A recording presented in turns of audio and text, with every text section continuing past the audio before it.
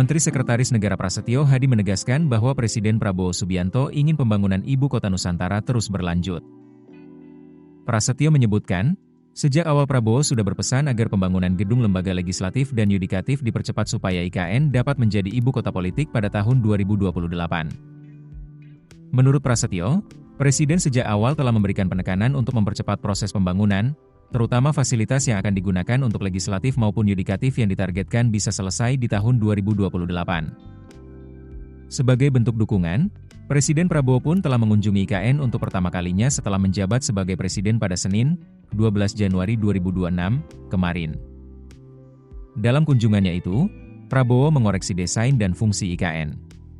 Dalam koreksinya, Presiden menekankan untuk segera dilakukan perbaikan dan percepatan proses pembangunan. Prabowo juga mendapatkan informasi terbaru mengenai proses pembangunan IKN dari Kepala Otorita IKN Basuki Hadi Mulyono. Meski baru mengunjungi IKN sejak menjabat sebagai Presiden, Prabowo telah beberapa kali menyampaikan komitmennya untuk melanjutkan proyek ibu kota baru tersebut.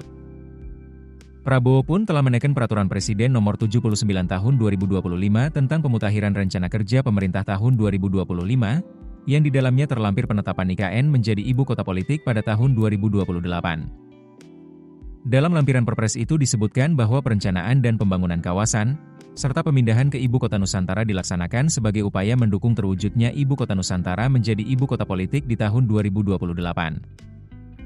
Perpres juga memerinci syarat IKN menjadi Ibu Kota Politik di tahun 2028. Pertama, terbangunnya kawasan inti pusat pemerintahan Ibu Kota Nusantara dan sekitarnya dengan luas KIP mencapai 800 hingga 850 hektar.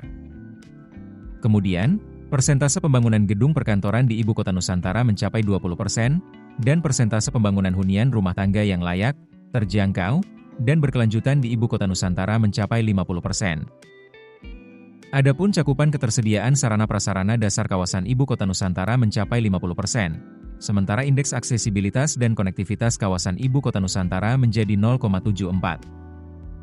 Kemudian, pemindahan pemerintahan di Ibu Kota Nusantara dapat terselenggara jika jumlah pemindahan dan atau penugasan ASN ke Ibu Kota Nusantara mencapai 1.700 hingga 4.100 orang, dan cakupan layanan kota cerdas kawasan Ibu Kota Nusantara mencapai 25%.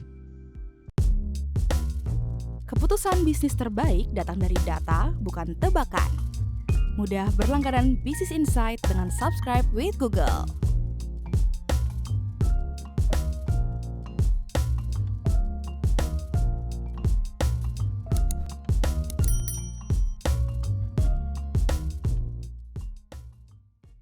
Download aplikasi Kontan sekarang di App Store atau Play Store.